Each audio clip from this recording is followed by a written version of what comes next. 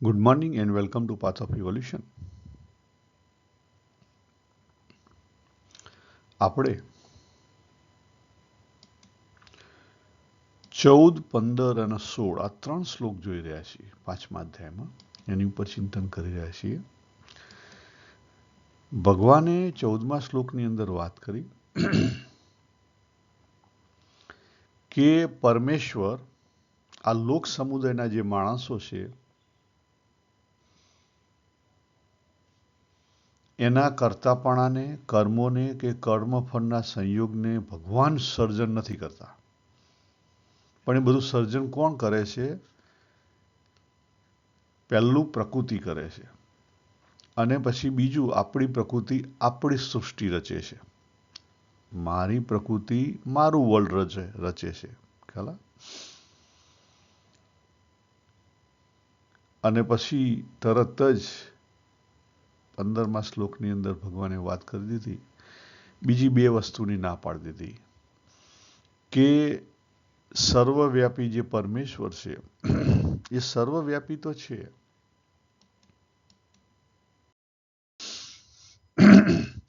પરંતુ કોઈના પાપ કર્મ કે કોઈના પુણ્ય કર્મને એ ગ્રહણ નથી કરતા.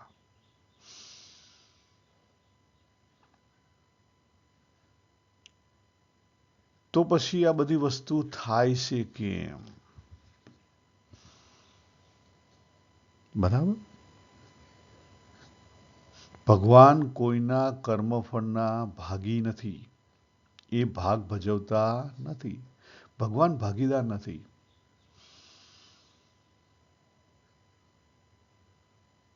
તો પછી ભગવાને અહીં આગળ વાત કરી કે જ્યારે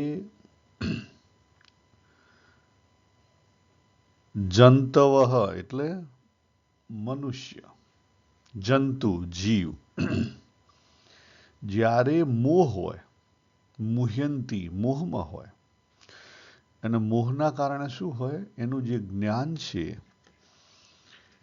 એ કેવું થઈ ગયેલું હોય? અજ્ઞાન વડે આવૃત થઈ ગયેલું હોય, ઢંકાઈ ગયેલું હોય. અને એના કારણે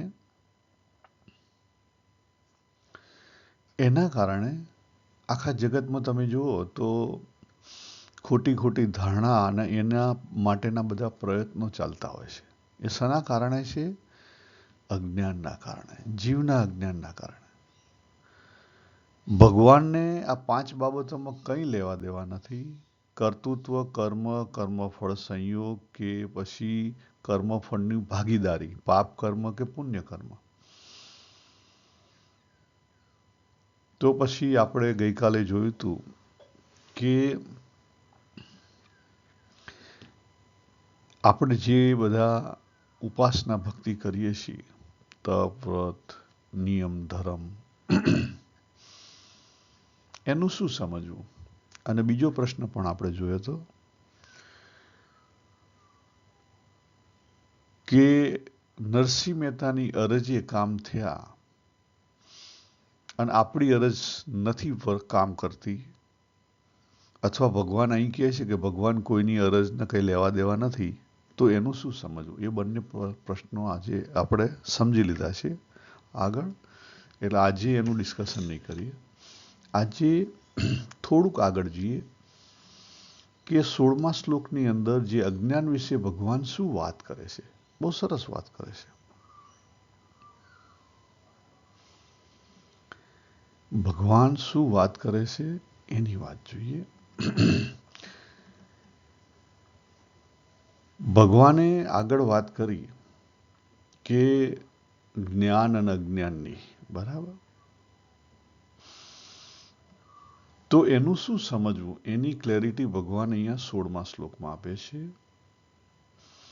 પરંતુ જેમણે પોતાના જે જ્ઞાન વડે તે અજ્ઞાન નષ્ટ કરી નાખ્યું છે, એમનું એ જ્ઞાન સૂર્યની જેમ પરમ એટલે પરમાત્માને પ્રકાશિત કરી દેશે. સિમ્પલ વાત કરી છે, પણ થોડાક ઊંડા ઉતરીએ, એની ઉપર ચિંતન કરીએ.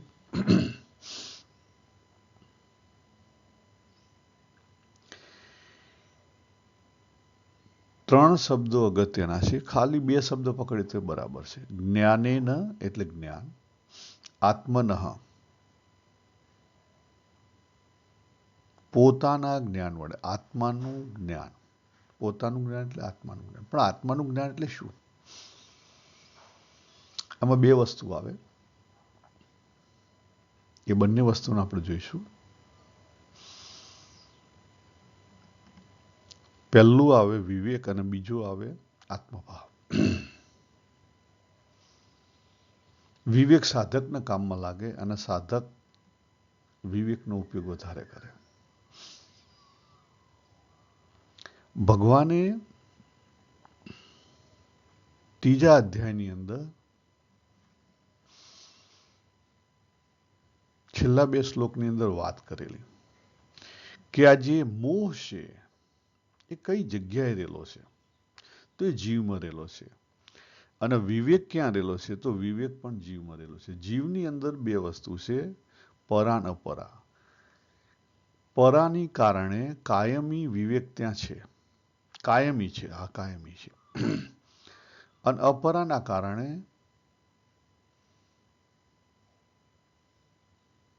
કાયમી ત્યાં લિમિટેશન છે, અજ્ઞાન છે. કાયમી કાયમી, યસ. કારણ કે જીવ પરા અને અપરામાંથી બનેલો છે. એટલે અપરાનો મોહ છે એને જો સાચા અર્થમાં સમજી લેવામાં આવે તો એમાંથી છૂટી જવાય. પણ એને સમજવા માટે એ જે વિવેક છે એનો ઉદય કરવો પડે. આ વસ્તુ અહીંયા પાર્ક કરી આપણે થોડીક ઈશાવાસ્યનિષદ ઉપર જઈએ. આપણે અહીંયા આ સ્ક્રીન ગઈકાલે જોયો હતો, પણ આજે ખાલી આપણે 16મો શ્લોક ઈશાવાસ્યનો અને અહીંયા પણ 16મો શ્લોક બંનેને થોડુંક સમજવાનો પ્રયત્ન કરીશું. જે વાત જ્ઞાન અને અજ્ઞાનની વાત કરી છે એના સંદર્ભમાં ઈશાવાસ્યની અંદર પણ 16મા શ્લોકમાં વાત કરી છે. શું વાત કરી છે? ત્યાં વાત કરી છે કે જો બે ભ્રમ બતાવ્યા છે, એક કાર્ય ભ્રમ અને એક જે હજી પ્રકાશિત નથી થયું, બીજરૂપ ભ્રમ. એટલે જો વ્યક્તિ, જો સાધક આ બંને ભ્રમ છે, ભ્રમણ, એને સમજી લે, એને ઓળખી લે તો શું પ્રાપ્તિ થાય? તો કાર્યભ્રમની જો સાચા અર્થમાં એને સમજાય તો મૃત્યુથી પર થઈ શકે, એને મૃત્યુનો ડર રહે નહીં. અને અસંભૂતિ એટલે જે હજી પ્રકાશિત નથી થયું એવું, એને જો સમજી લે તો અમરત્વ પ્રાપ્ત થઈ જાય. બીજરૂપ એટલે પરમાત્મા અને કાર્યભ્રમ એટલે પ્રકૃતિ. સિમ્પલ લેંગ્વેજમાં જોઈએ તો પ્રકૃતિ જો જેમ છે તેમ સમજાઈ જાય તો મૃત્યુનો ભય ટળી જાય. અને પરમાત્મા એ જે પુરુષ તત્વ છે જેને આપણે આત્મન કહીએ છીએ, અક્ષર કહીએ છીએ અને અક્ષર બ્રહ્મ કહીએ છીએ, બરાબર, એ સમજાઈ જાય તો અમરત્વ પ્રાપ્ત થાય. હવે જો ત્રીજો અધ્યાય જોયો સાથે, ઈશાવાસ્ય ઉપનિષદ સાથે જોયું, 15મા અધ્યાયની અંદર 11મા શ્લોકમાં પણ આ જ વાત કરી છે, થોડીક અલગથી કરી છે. ત્યાં શું કીધું છે કે અજ્ઞાનનો નાશ વિવેકથી થાય. જોજો, પ્રયત્નથી નહીં. આ શબ્દ પકડો. પ્રયત્નથી થાય નહીં. કારણ કે અજ્ઞાનનો નાશ ક્રિયા સાધ્ય નથી. પરિશ્રમ સાધ્ય નથી. તો પછી આપણે આ બધા પરિશ્રમ કરીએ છીએ શા માટે? મારો પ્રશ્નનો જવાબ આપશો? અગેન સેમ વસ્તુ.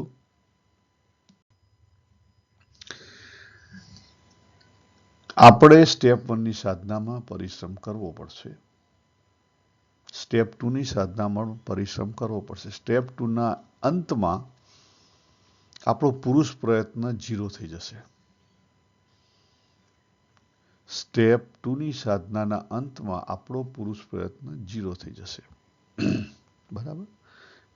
એટલા માટે આપણે કરવો પડે છે. પણ આપણે સાવધાની એક જ રાખવાની છે કે જેમ આપણે પોતે ઈચ્છતા નથી કે આપણું બાળક યર 1 ની અંદર જ કાયમી રહે, એવી રીતે ભગવાન પણ ઈચ્છતા નથી કે કાયમ આપણે માત્ર ઉપાસના ભક્તિને પકડી રાખીએ. માત્ર ઉપાસના ભક્તિને પકડી રાખીએ અને કાયમી રડતા રહીએ અને ભગવાન પાસે માગતા રહીએ, એવું ભગવાન પણ ઈચ્છતા નથી. અહીંયા આ સ્લાઇડની અંદર મેં બતાવ્યું છે, જો આ ABCD લખેલા છે, આ જી વસ્તે લખેલું, જો અહીંયા ચોખ્ખું આ જે છે વૈયક્તિક, એટલે આ મારું વર્લ્ડ, બાબુનું વર્લ્ડ આખું. દરેક જીવનું પોતાની દુનિયા હોય છે. એને પોતાની દુનિયા બનાવી છે. જો કેમાં મેં ચોખ્ખું લખ્યું છે જીવા વર્લ્ડ, એટલે બાબુ અહીંયા ઉભો હોય તો બાબુનું વર્લ્ડ. એ આગળ આ જીવ છે, ત્યાંથી પછી બુદ્ધિ, પછી મન, પછી ચિત્ત, પછી આઈ સેન્સ, બાબુ હું, દેહરૂપ બાબુ જે છે, પછી ઇન્દ્રિયો, અને પછી એના બધું જ એનું આખી દુનિયા છે, એના બધા સંબંધો છે, અને જે સંબંધો જેમ લાગુ પડે છે, એના રસના શોખના જે કંઈ ઓબ્જેક્ટ છે, બધી વસ્તુ છે અહીંયા. આ વાત ભગવાને બીજા અધ્યાયના 41મા શ્લોકથી લઈ અને 44મા શ્લોકમાં વાત કરી છે કે આ જે વસ્તુઓ છે, આખા વર્લ્ડનો જે મોહ છે, એ અહીંયા રહેલો છે. ઇન્દ્રિયોથી માંડી અને છેક બુદ્ધિ સુધી મોહ રહેલો છે. જ્યાં સુધી એ મોહ સમજાય નહીં, ત્યાં સુધી અહીંયા અપરા રહેલી છે, એની અંદરથી મોહ ટળે નહીં. એની વેલ્યુ સિસ્ટમ ડાઉન ના થાય. વેલ્યુ સિસ્ટમ, મોહને ટાળવાની જરૂર નથી, એની વેલ્યુ સિસ્ટમ ડલ કરી દેવાની જરૂર છે. અને ત્યાં સુધી પરાનો જે વિવેક છે ઉદય ના થાય, એટલે વિવેક પણ અહીં રહેલો છે. આ સમજાઈ ગયું? એટલે આપણે કરવાનું છે શું? આ બધી સાધના કરવાની છે, પણ પછી જેમ આપણે યર 1, 2, 3, 4, 5 આગળ વધીએ છીએ એ પ્રમાણે આગળ વધવાનું છે. આપણે જાતે જ કરવાનું છે.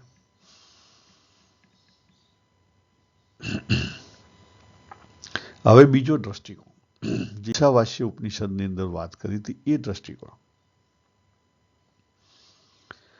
કે સમજાય કેવી રીતે?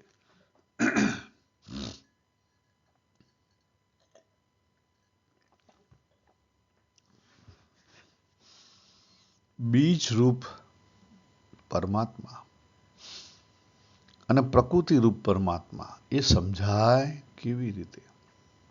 સિમ્પલ વસ્તુ છે. આ પ્રકૃતિ ભ્રમને સમજવું તો બહુ સરળ છે. કાયમી આપણને એનો અનુભવ થઈ રહ્યો છે, પણ આપણે આપણી બિલીફમાં એને એક્સેપ્ટ કરવા તૈયાર નથી.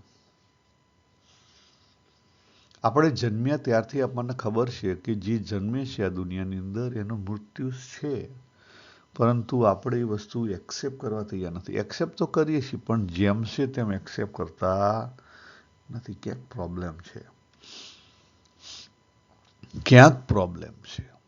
જો જેમ છે તેમ એક્સેપ્ટ થઈ જાય તો પછી મૃત્યુનો ભય ટળી જાય. જ્યારથી જન્મ્યા ત્યારથી મૃત્યુને સાથે લઈને આવેલા છીએ, તો પછી મૃત્યુથી ડરવાની ક્યાં જરૂર છે? એ આવવાનું જ છે. જે વસ્તુને રોકી શકો એના માટે તમે પ્રયત્ન કરી શકો. જેને તમે રોકી જ નથી શકવાના, એના માટે પ્રયત્ન કરવાની શું જરૂર? અને એના માટે જે પ્રયત્ન કરે એ ડફોળ કહેવાય. એટલું સમજી ગયો ટૂંકમાં? તો આપણે આગળ વધીએ. પરમાત્માને કેવી રીતે સમજવા એની તરફ જઈએ. આ જે બીજરૂપ ભ્રમ છે એને કેવી રીતે સમજવું એની તરફ જઈએ. તો એમાં આ પણ કામ નહીં કરે, આ ખાલી સમજ માટે કામ કરશે, રાઈટ? પરંતુ આપણે આનું જે મોટું સ્વરૂપ છે એમાં જતા રહીએ, એ બહુ સરસ કામ કરશે. જે ઈશાવાસ્યની અંદર વાત કરી છે એ આ બે તત્વની વાત કરી છે, પુરુષ અને પ્રકૃતિ. પુરુષની હાજરીમાં પ્રકૃતિ રેલાય છે. હવે જેટલા બહાર જઈએ એટલો પ્રોબ્લેમ વધે. તો શું કરવાનું છે? આપણે અંદરની સાઈડમાં આવવાનું છે. જ્યાં હોઈએ, આ બાજુ બહાર હોઈએ તો અહીંથી અંદર આવવાનું છે, આ બાજુ બહાર હોઈએ તોય અંદર આવવાનું છે. વર્તુળ કર્યું હોય તો ગમે તે શેડે તમે ઊભા હો બહારના, ત્યાંથી ક્યાં આવવાનું છે? સેન્ટરમાં આવવાનું છે. કારણ કે પુરુષ સેન્ટરમાં છે. પુરુષ ક્યાં છે? સેન્ટરમાં છે. પ્રકૃતિ બહાર છે. અને પ્રકૃતિ ઉપર કામ કરવા માટે આપણે આપણી પ્રકૃતિથી પર થવા માટે પુરુષ પ્રયત્નની જરૂર છે. એ બધું ક્રિયા પ્રધાન છે. શું છે? સંકલ્પ પ્રધાન. પુરુષ પ્રયત્ન પ્રધાન, ક્રિયા પ્રધાન, સંકલ્પ પ્રધાન. આ 3 શબ્દો યાદ રાખો. હવે આપણે સ્ટેપ બાય સ્ટેપ જઈએ. પહેલી સાધના કઈ કરવી પડે? પહેલી સાધના ફિઝિકલ સાધના કરવી પડે, જેની અંદર કર્મ પ્રધાન હોય. દાખલા તરીકે સેવા અને ઉપાસના બંને. પહેલું દેહ આવે સેવા માટે અને ઉપાસના માટે મન આવે. પછી બીજા નંબરે સાધના થાય માઇન્ડ પ્રધાન, જેની અંદર બુદ્ધિ પ્રધાન હોય, જ્ઞાન. જેની અંદર બુદ્ધિ પ્રધાન હોય, જ્ઞાન. અને ત્રીજા સ્ટેપે બુદ્ધિ પછી તરત જ ધ્યાન આવે, ચિત્ત. તો આજે 4 સ્ટેપ કીધા, દેહ, મન, બુદ્ધિ અને ચિત્ત, આ ચારેયની અંદર પુરુષ પ્રયત્ન જરૂરી છે, થોડું ઘણું કર્મ જરૂરી છે અને ક્રિયા પણ જરૂરી છે, સંકલ્પ પણ જરૂરી છે.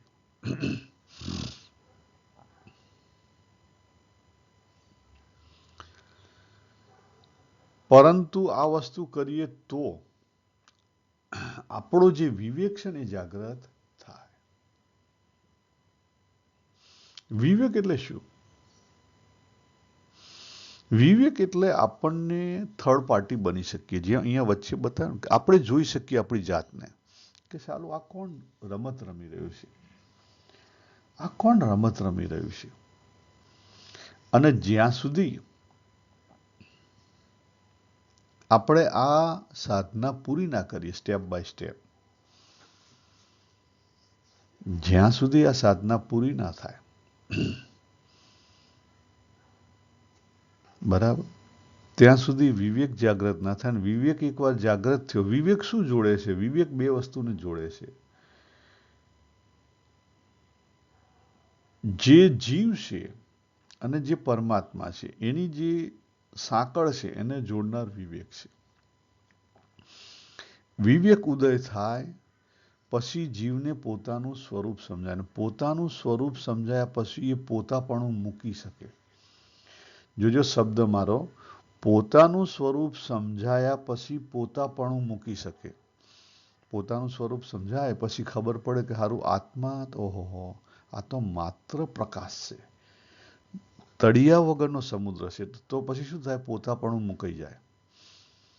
તો પોતાની જે લિમિટેશન છે ને તૂટી જાય, અને લિમિટેશન તૂટી જાય ને એટલે એ સમગ્ર ગરી પડે, એનું તરત જ રૂપાંતર થઈ જાય. સમગ્ર રૂપાંતર થઈ જાય દ્રષ્ટિકોણમાં, બીજા કશામાં ના થાય. એના માટે કઈ ભેદરેખા નથી, કોઈ પ્રયત્ન નથી કરવાનો. દ્રષ્ટિકોણ એ કયો દ્રષ્ટિકોણ થઈ જાય? અક્ષરનો દ્રષ્ટિકોણ થઈ જાય, અક્ષર બ્રહ્મનો દ્રષ્ટિકોણ થઈ જાય. અને એની અનુભૂતિ થાય. એની અનુભૂતિ થાય પછી તરત જ ખબર પડે કે ઓહો હો, આ તો હું તો રહ્યો જ નહીં, તો કોણ રહ્યું?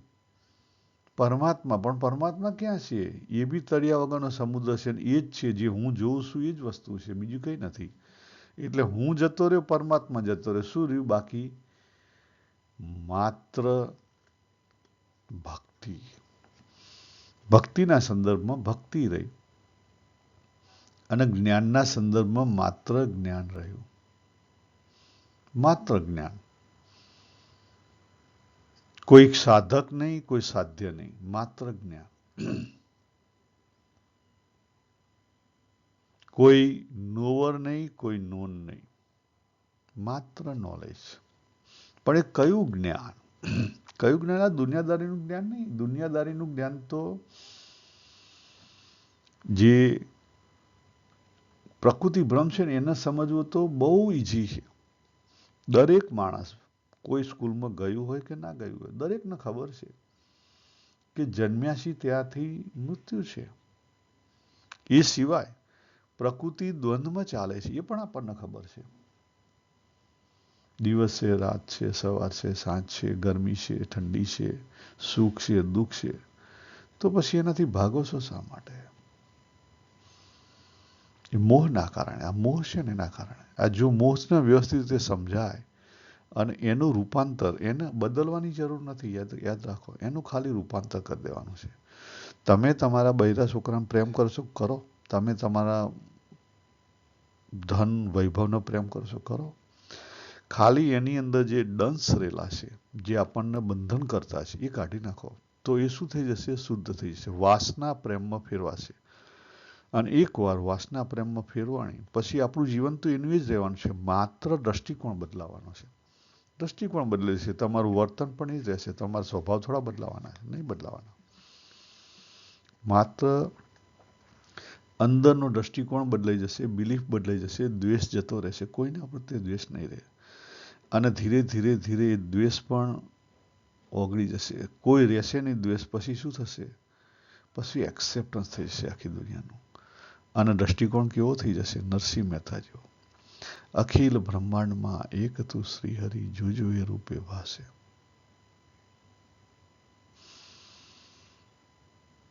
કોઈ રહ્યું નહીં. ક્યાં પરમાત્માને, કયા પરમાત્મા શોધશો? જુજવે રૂપે ભાસે. કયા રૂપમાં તમે પકડશો? જે મળ્યું છે બરાબર છે.